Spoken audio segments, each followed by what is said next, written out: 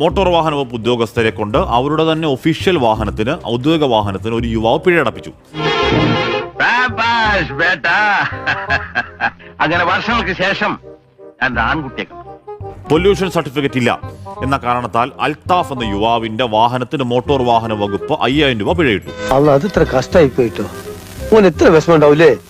Motor വാഹന വകുപ്പ് ഉദ്യോഗസ്ഥർ എത്തിയ വാഹനത്തിന് പൊല്യൂഷൻ സർട്ടിഫിക്കറ്റ് ഉണ്ടോ എന്ന് ഓൺലൈനിൽ അൽത്താഫ് തപ്പി.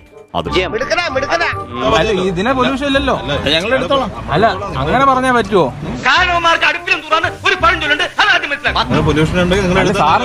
വണ്ടിക്ക് അടിക്ക് അങ്ങനെ പറഞ്ഞു കൊടുക്കണം. നമുക്ക് എല്ലാവർക്കും 10,000 20,000 രൂപ പറ്റിയെന്ന് നടക്കുക.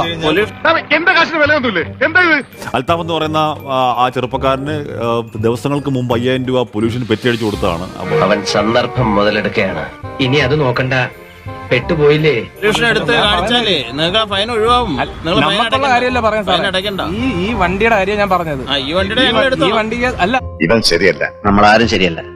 അല്ല അപ്പൊ നിങ്ങൾ പെറ്റി അടിക്കണ്ടേ? ഇപ്പൊ പൊല്യൂഷൻ ഇല്ലാതല്ലേ ഓടുന്നത്. ആരോടാ നീ സംസാരിക്കുന്ന അറിയാമോ? എന്റെ തനി സ്വഭാവം നിനക്കൊന്നും അറിയില്ല.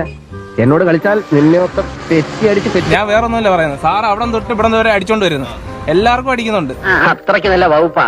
വെഹിക്കിൾസ് അല്ല, വഹിക്കിൾസാ. അപ്പൊ സാർ നിങ്ങൾക്കുള്ള വണ്ടിക്ക് പൊല്യൂഷൻ വേണോ വേണ്ടേ? சஜி யாரு சொன்னா என்ன சொல்றதுல பாயிண்ட் இருந்தா நம்ம எடுத்துக்கணும்ல. അപ്പൊ ഇതിനെ ഈ വണ്ടിക്ക് എന്താ പൊല്യൂഷൻ ഇല്ലാത്ത?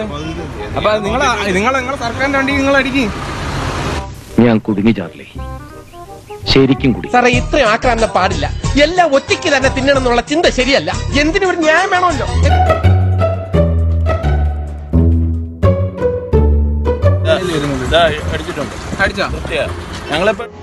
എന്തായാലും താൻ ഇത്രയൊക്കെ പറഞ്ഞ സ്ഥിതിക്ക് ഞാൻ അങ്ങനെ പറ്റില്ല എന്ന് പറയും. കാണിച്ചാൽ മതി, എടുക്കുമ്പോ തനിയെ മാറിക്കോളും. ഇങ്ങനെയോ ദൈവസഹായം കൊണ്ട് ഞാൻ വിധത്തിലത് ഒപ്പിച്ചെടുത്ത്. എന്നോട് കളിച്ചാൽ ഇങ്ങനെ ഇരിക്കും. വിട്ടോ, തിരിഞ്ഞു നോക്കണ്ട, സ്ലോ മോഷനിൽ നടക്കാൻ. ജസ്റ്റ് റിമെമ്പർ ദാറ്റ് കൂടി പറയാമായിരുന്നു. ആ സാറന്മാര് ആ ഭൂമി പിളർന്ന് ആ വാഹനത്തോടു കൂടി താഴേക്ക് പോയാൽ മതി എന്ന് ആഗ്രഹിച്ച നിമിഷങ്ങളായിരിക്കണം അത്. അവനെങ്ങാനും എന്റെ കയ്യിൽ കിട്ടിയാൽ മേലിൽ ഇത്തരം സംഭവങ്ങൾ പറ്റാതെ സൂക്ഷിക്കുക. അവരെ കുറ്റം പറഞ്ഞുകൂടാ നിർമ്മലെ. വല്ലപ്പോഴും ഒത്തുകിട്ടുന്ന ഒരു സന്ദർഭമല്ലേ, അവരത് ശരിക്കും ഉപയോഗിച്ചു.